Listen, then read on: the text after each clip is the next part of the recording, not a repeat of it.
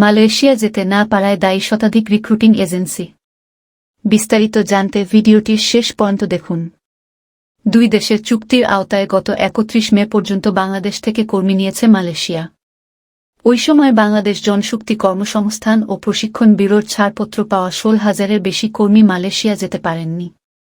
এই কর্মীরা কী কারণে মালয়েশিয়া যেতে পারেননি তা নিয়ে ৫ সদস্যের তদন্ত কমিটি গঠন করে প্রবাসী কল্যাণ ও বৈদেশিক কর্মসংস্থান মন্ত্রণালয়।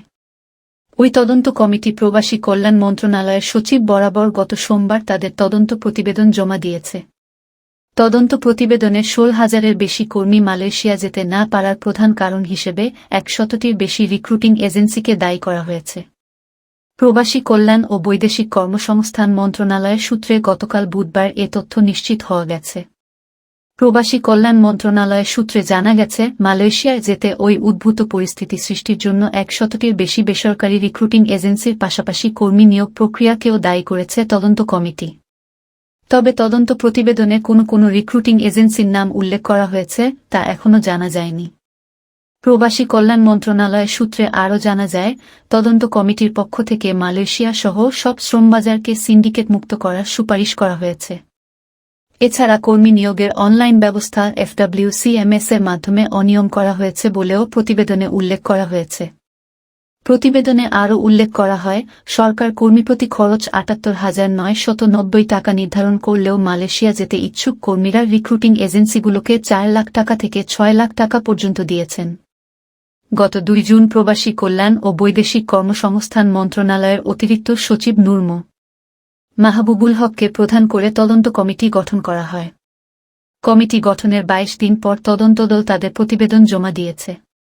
প্রতিবেদন জমা দেওয়ার আগে কিংবা পরে কমিটির কোনো সদস্য এ নিয়ে মন্তব্য করতে রাজি হননি।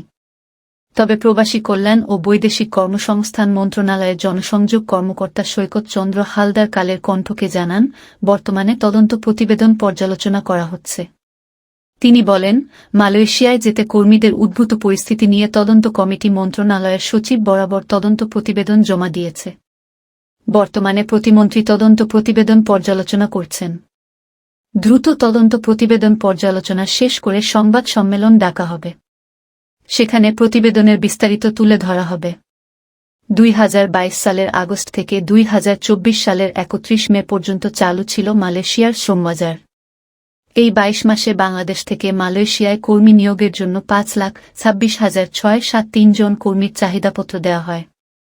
এর মধ্যে ৩১ মে পর্যন্ত বাংলাদেশ জনশক্তি কর্মসংস্থান প্রশিক্ষণ ব্যুরোর BMET ছাড়পত্র পান ৪,৯৩,৬০২ জন। আর ৩,৩৩১ জন কর্মী BMETর ছাড়পত্রই পাননি। অন্যদিকে ছাড়পত্র পাওয়া ৬,৯৭০ জন কর্মী শেষ পর্যন্ত মালয়েশিয়ায় যেতে পারেননি। এই যেতে না পারা ৬,০০০ কর্মী বিষয়টি তদন্ত করা হয়েছে।